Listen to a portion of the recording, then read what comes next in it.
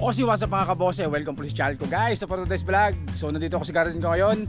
Update ko kayo dun sa mga Texas na cutings na tinanim natin dati. So ang video po natin ngayon ay request ng ating kabose na si James Velasquez. Yan, sabi niya, sir, update naman dun sa mga Texas na tinanim mo dati. So update ko kayo sa mga Texas na tinanim natin dati. Yung galing kay idol ng Masa Romel Unidad ng Art Capital Bonsai Club mga kabose. Okay, so guys, bakit patagal pa sa intro ko? Kaya intro, pasok!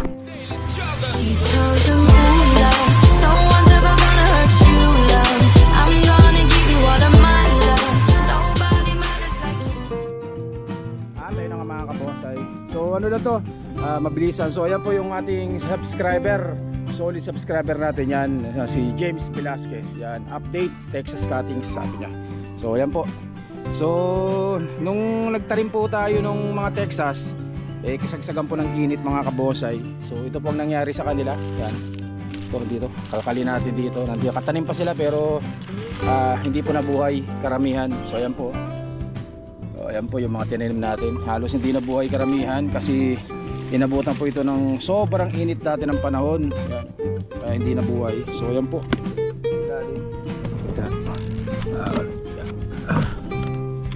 Ayan po yung iba. So namatay dahil nung nakaraan po ay napakainit po talaga ng panahon mga kabosay. So hindi po nabuhay. Ayan. Hindi po nabuhay. Pero hindi naman po lahat ay hindi nabuhay mga kabosay. So meron po tayong nabuhay na ilang piraso. So papakita ko sa inyo guys. So ayan guys. So ito po yung mga ilang nabuhay natin. Ayan. So ang gagawin natin dito, ililipat na rin natin to sa ng tig-isang taniman sa soft drinks para mas mabilisan na lumaki. So ito lang po yung nabuhay natin, konti lang. 1, 2, 3, 4, 5, 6, 7, 8, 9, 10 cuttings lang po yung nabuhay natin mga kabose. Ito sa napakarami natin taninim na cuttings galing kay idol lang Masa Romel Unidad mga kabose. Pero baliban po doon meron pa rin po ako mga tinanim dati na mga tawag dito ugat. So share ko na rin po sa inyo yung mga ugat ng Picos Texas na tinanim natin dati. Yan. So yan po mga kabosay. So ito po ugat ng Texas po yan. Yan. So ito po yan po. So ugat po ng Picos Texas yan. Kaya yung nagtatanong po baka nag-workshop kayo ng mga Texas ninyo, may mga tinatanggal kayong ugat. So itanim nyo lang po yan, mabubuhay yan mga kabosay. Yan. So Laguna ugat po yan ng Texas mga kabosay. So ito rin yung tinanim natin na malalaki. So di rin tayo nagtagumpay dito dahil ito po inabot din po ng sobrang init. Yan. Kaya hindi rin ito nabuhay mga kabosay. Pero syempre yung ibang ugat din ng Texas natin na tinanim na buhay na. Ayan po. Santol po. So ayan po, ugat lang po yan ng Texas. Yan mga ugat yan, mga buhay na rin po. So ito, kala ko ito mamamatay na pero nabuhay pa rin. So ayan, Texas yan, ugat ng Texas. So ito, ugat din po ng Texas yan. Ayan, ugat ng Texas. So ito po yung mga hiningi natin kay Sir Romel Unidad. Tinanim natin yung mga cuttings, may kasamang hiningi natin pala, may kasamang mga ugat. So yan po yung mga hiningi natin sa kanya, nabuhay naman natin. Tsaka dito sa isa. So pakita ko pa sa inyo dito. Yan. So ito po yung mga sanga na hiningi rin natin kay Sir Romel. So yan po, hindi po nabuhay din.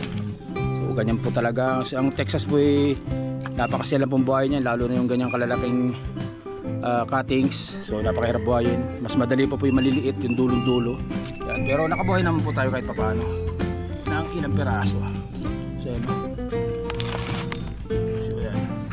Cuttings po na malaki yan, nabuhay naman natin. Tsaka ito sa kabila, so ito cuttings din po. Yan.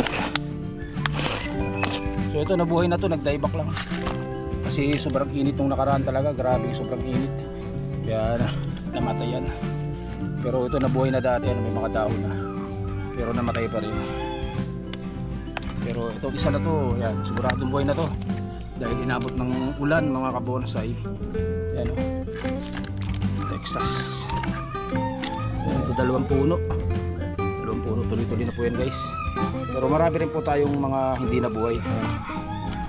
Kaya sa bonsai po tanim lang po ng tanim kung gusto yung mag-propagate. Yan. So dahil usapang Texas tayo ngayon, so share ko na rin sa inyo yung ibang Texas ko. So ito po yung ating Texas na nasa bato. Yan. Tagal na rin ito sa akin.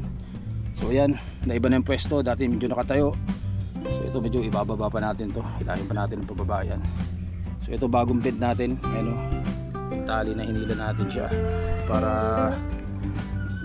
bumagsak siya ng konti. So yan po yung Texas natin. Texas din yan. So gagawin natin dito. So ito tatanggalin ko tong isa na to. So gagawin natin dito, mamarkotin natin yan. Talagang pinalaki ko lang para maimarkot. So sabi ng iba sa akin, dito ko putulin. Markot natin, yan ang itira natin, no? Pero hindi, ito ang tatanggalin natin mga kabonsai. So yan ang ugat nya, parekta na yan. So ito pa rin yung Texas natin. Napaka sexy. Katanim din sa bato yan mga kabonsai. Rock clasping din yan. So ayan po yung ano nya, trunk nya, Laguna, oh. Pwede nang magbukas yan, pero saka na kalalaki-lakihin muna natin yung mga kabonsai. So ito pa po, ito po ang aking mga alagang Texas. Yan, napakaraming Texas po nyan. So ganito po yung ginagawa ko dun sa mga tinanim natin ng mga maliliit. Yan. So ganito ginagawa natin, nililipat natin sa soft drinks para mas mabilis lumaki. So ayan po, dami nyan, no? So yung iba nito nabenta na. So ito na lang ang natira. So ganyan po magparami, basta yung dulong-dulo lang po ng Texas mas mabilis mabuhay. Mas maganda po yung pagputol nyo sa diretso ng tanim, huwag na po yung patagalin pa kinabukasan. Yan, tsaka mas maganda ngayong tag-ulan, rainy season, para sigurado mabuhay. Yung nakaraan, grabing init kaya hindi talaga sila nabuhay. So ayan po, dami yan. Puro Texas po yan guys, puro Texas. Pero syempre yan ang mga malalaki natin. Ayun, napakalalaking Texas po yan guys. Ayun, napakatataba Texas natin, ang dami yan. Ito pa, so yan pa, Texas pa rin yan. Ito pa, so Texas natin yan. So may bisita po tayo sa garden. Ayan, o, bisita. So pakita ko sa inyo iba pa. Texas tayo, usapang Texas. Ayan. So ito pa po yung iba nating napropagate na natin to guys. So ayan, sexy. Kaya susunod tatanggalin na natin yan. So ito pa, yan, mga sexy Texas. Ayun pa sa likod, sexy Texas din po yan guys. Yan. So ito pa po, sexy Texas. Dami natin Texas. Yan. Ito pa, ito, Texas din yan, minarkot natin. Texas. So meron pa tayo dito, Texas pa rin yan. So ganun lang po pag magpaparami kayo ng Texas, mas madali yung dulo, yung ganyan dulo putulin nyo, tapos itanim nyo. Pero hindi naman po lahat 100% lahat po yung nabubuhayan mga kabonsai. So yung iba kagaya ng mga tinanim natin namatay din. So ito po, ito ugat po, ito ugat yan. Pero hindi po lahat ng ugat nabubuhay. Kagaya ito ugat din po yan, namatay, hindi nabuhay. Pero ito, ilan to, 3 piraso. So yung mga ugat po yan, 3% pa rin po syempre pag tataliman nyo. Yan. So Texas pa natin. So ito pa, Texas pa tayo dito. Naka project natin ng rock clasping din yan, pero medyo mabaga lang. So papalitan natin ng ano to, ng dried moss sphagnum para lagi siyang mas basa. So ginamit ko ito din bunot, kaya medyo mabagal siya, hindi maganda. So ito pa po yan. So ito yung mga Texas natin nakatanim sa soft drinks. So kaya ginagawa ko isa-isa natin dyan para mas mabilis lumaki mga kabonsai.